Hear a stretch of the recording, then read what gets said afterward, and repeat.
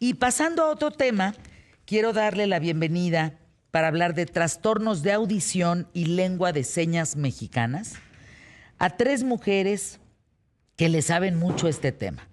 Rebeca Lerman, qué gusto, ¿cómo estás? Muy bien, muchas gracias, Fernanda. Estoy muy emocionada de estar en tu programa. Gracias. Maestra especialista en personas con trastornos en audición y lenguaje, especialista en lectura labiofacial. ¿Tú perdiste la audición cuando tenías 2 años? Sí. ¿Por qué? Pues en ese momento no sabían por qué.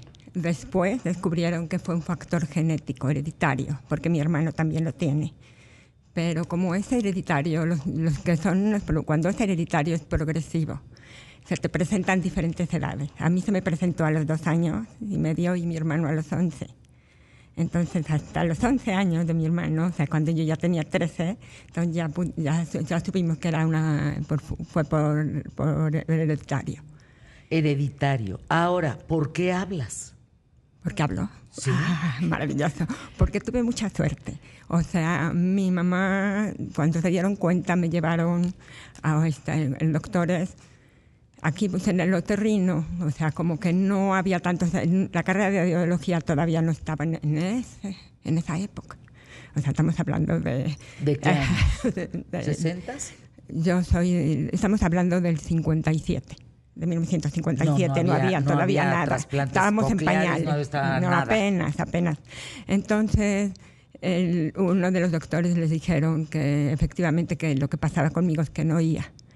Entonces tuve la suerte de que me llevaron a San Luis, Missouri, que es donde estaba el Central Institute for the Deaf, y ahí me pudieron hacer las pruebas, que no había aquí en México, lo que es los potenciales evocados.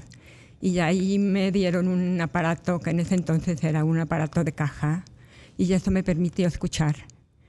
Y también tuve la suerte de que justo cuando regresé a México, regresó también una maestra maravillosa que tuve, que se llama María Paz Berruecos, que fue la primera maestra de sordos aquí en el país, en el Instituto Mexicano de Audición y Lenguaje, y ella fue la que me estuvo corrigiendo. Sí, adquirí el lenguaje, pero lo hablaba yo mal. Entonces me lo fue corrigiendo, me fue enseñando. Mis papás también, toda la familia. Estuve en escuela regular, tuve los aparatos toda mi vida. ¿Pero perdiste el 100%? Lo perdí, tenía yo una pérdida profunda. ¿Pero algo alcanzabas a escuchar? Sin aparatos, no. Sin aparatos, nada. Alcanzaba a escuchar ruidos muy fuertes, pero no el lenguaje, que es lo más importante. Con los aparatos ya alcanzaba yo a escuchar el lenguaje, pero había muchísimas cosas que se me iban. O sea, aprendí a leer los labios. Los aparatos de esa época han de haber sido enormes. Sí, eran en una caja. Eran una caja que se colgaban en el pecho. Y te lo enredabas, el cable para meterte el molde. Bendito Audiotec. Sí, hasta los 11 años, cuando yo tenía 11 años, llegó a México la primera curveta, el primer aparato que se ponía hasta aquí en el oído. Del oído. Entonces fue... Hoy están adentro, puede ser un chip así chiquititito que está enchufado a tu computadora y a tu teléfono. Sí. O sea, hoy no se notan, punto. Sí, ahorita a los 50 años de plano perdí completamente la audición y me implanté. O sea, traigo un implante coclear. Que ya es en el cerebro, en la parte de atrás de la oreja. Sí, o sea, es el hueso temporal que se perfora y en el laberinto, en la cóclea del oído, se mete un alambre de titanio. Pero tienes primero aquí, arriba del hueso temporal, un imán. Es una maravilla. Sí, claro. Entonces, y se conecta con un alambrito delgadito del titanio, que es lo que hace que estimula los electrodos que todavía se sirven y pasa la señal directamente al cerebro. Del cerebro con la escucha. Sí, o sea, oigo y se pasa directamente, en lugar de toda la función de que pasa por el conducto auditivo y el oído medio y luego el oído interno, pasa directamente al oído interno y al cerebro. ¿Quién te lo puso, Corbera? Sí, Corbera en ese entonces. Ese es el mejor. Pues Gonzalo muy buen Corbera médico. Es muy buen médico, él estuvo feliz que él me lo hizo. Y luego lo que es muy importante es la terapia después, porque la escucha es muy diferente. se empieza a escuchar así como automático, como robot. Empiezas a escuchar todos los ruidos que nunca sabías que existían. Yo no sabía, por ejemplo, cómo hacían los pajaritos, que los grillos hacían tanto ruido, que las bolsas de basura, las bolsas de plástico hacían ruido, que los cubiertos, a lavar los trastes, el sartén. ¿Puedes bajar el volumen con un trasplante coclear? Con implante. No es un trasplante, es un implante. Qué bueno. A ver, ¿diferencia? Diferencia. Es que no lo tenías antes. No. No trasplantas algo, implantas, pones. Implanto, sí, es un aparato. Lo colocas. Sí, y luego está la parte externa. ¿Qué tal? ¿Y puedes modular el volumen? Sí, lo puedo modular, puedo cambiarlo si estoy en un lugar de mucho ruido, si estoy en la casa, puedo quitar el ruido de afuera, puedo, sí. Y además lo más también, maravilloso, ¿no?, es que puedo escuchar el teléfono. Se escucha directamente, cosa que no... ¿Cómo? Sí, ¿Cómo o sea, en mi celular, está conectado automáticamente, directamente. ¿Con tu cerebro? Con el implante. Entonces escuché el teléfono. Entonces fue así como, para mí fue así como, ¡oh! Ya puedo tener una conversación por teléfono. Jamás podía yo hablar por teléfono. Mis conversaciones ¿Aunque tuvieras eran... los aparatos? O sea, aunque tuviera los aparatos, no me permitían... Así, se hacía como interferencia. Entonces mi conversación era así, ¿no? Y había otra persona conmigo, quien estuviera, a mi hija le tocó, a mis papás, a mi esposo, que oyeran por mí. Yo les hacía la lectura labiofacial y contestaba. ¡Qué locura! A ver, Priscila Monroy, ¿cómo estás? Hola. Qué gusto saludarte. Maestra sorda en la Academia de Lengua de Señas Mexicana, creadora digital de Pública Humor de Situación. Naciste sin escucha, completamente sorda, y también tienes un implante coclear desde hace 2 años. Hola, Fernanda, muchísimas gracias por la invitación y un gusto conocerte. Igualmente. Sí, así es. Soy maestra de lengua de señas. Es correcto que yo nací sorda de nacimiento. 100%. 100%. ¿Por qué? Porque mis abuelitos son sordos. Y ¿tus abuelos son sordos? Sí, así es. ¿Maternos, paternos? Materno. Ah, caray. Sí. ¿Por qué es genético? Sí, puede ser. Sí. O sea, fíjate que yo soy la única nieta. Adelante tantito, gracias. Ay, gracias. Ahí está, para escucharte mejor. Muchas gracias.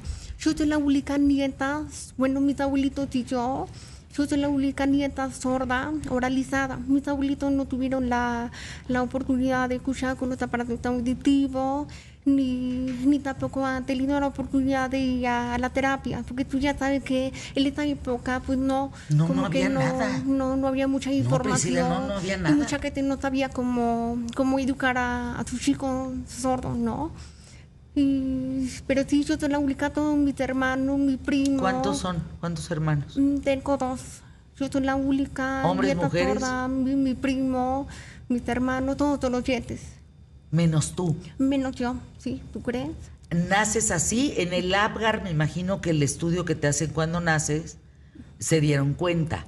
¿O sí. cuándo se dieron cuenta que tú no escuchabas? Ok, pues te platico. En esta época, mi papá, como que ya con el tiempo, mi mamá, la familia de mi papá me hablaba, como que se daba cuenta que Pri no escuchaba, me gritaba, como que se confundía mucho. Cuando mi abuelita gritaba, de repente si volteaba, como que no estaba muy seguro. Hasta que un día me llevaron a unos estudios, hasta apenas cuando tenía 2 años. Fíjate nada y le más. comentaron que no que soy sorda, exacto, que lo escuchaba. Seguimos escuchando, Priscila Monroy. Qué bonito es eso, ¿no? Poderte escuchar. Muchísimas gracias. Y que tú hables, ¿no? Sí. Entonces, 11 años, llegan los aparatos que decíamos, bueno, a ti te tocaron todavía un poco más, digamos, más decentes, porque pues así como los celulares eran un tabique, pues así los aparatos auditivos lo eran. Te los colgabas del cuello, pues. ¿Cuándo empiezas a hablar? Todo empezó aproximadamente más o menos como dos años y medio, como que no hay magia, como que tenía que trabajar cada día, sobre todo con el apoyo de mis papás. Mi mamá siempre fue como si fuera mi terapeuta. Mi mamá y yo siempre hemos trabajado todos los días de la casa practicando y siempre me trataba de corregir, no, así no te prolucia. Como que mi mamá siempre creía en mí, como que mi mamá siempre hizo todo lo posible. Y, ay, qué bonito, sí, Priscila. la verdad que sí, muy bonita historia. Pues, y con el tiempo mi mamá me llevaba a la terapia todo el tiempo, el lenguaje, y aprender a escribir, aprender a hablar para poder comunicar con los oyentes. Y también, mientras tanto, me comunicaba en lengua desde ella para tener una comunicación con mis abuelitos. Porque muchas veces mucha terapeuta me ha dicho, no puedes hablar en lengua desde ella. ¿En Porque lengua a de veces señas no puedes no me hablar? permitía que porque le daba miedo que yo pudiera afectar el lenguaje.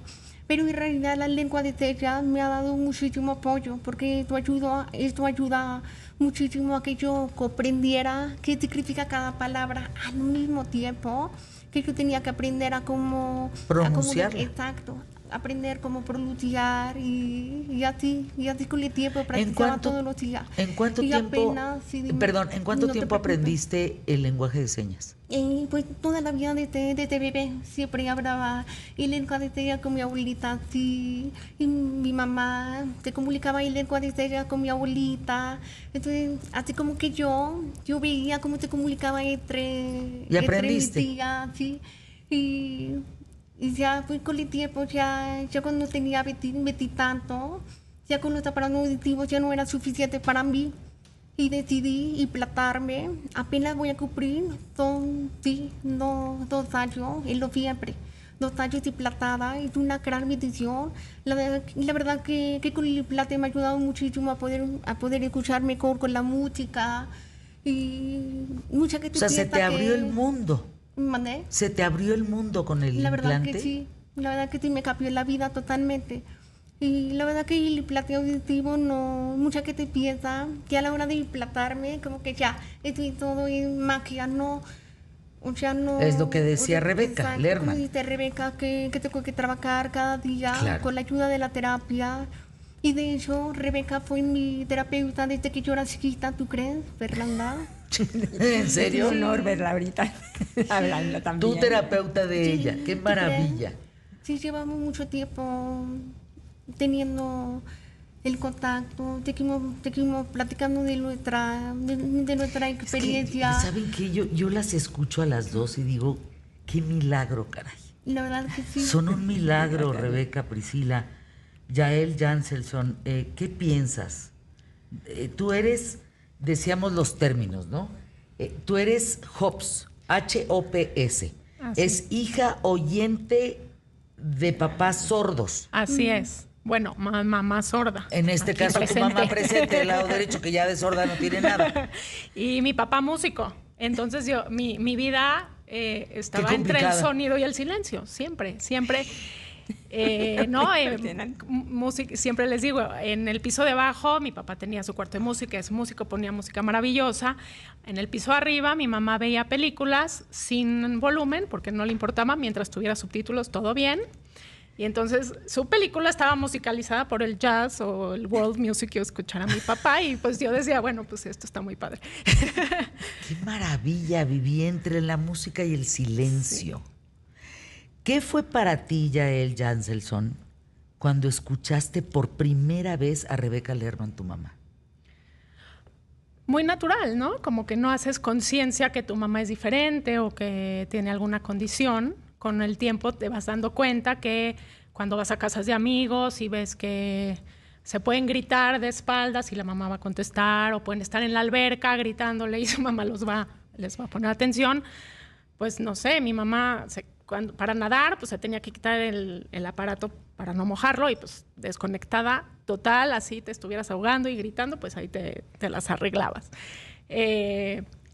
Como decía, yo era su secretaria al teléfono, entonces pues muy de niña me tenía que enterar a veces de cosas que no tenía por qué, pero también aprendí a tener una lectura labiofacial y una empatía, yo creo, muy importante. Y dime algo, ¿eres pronta para salir de una crisis?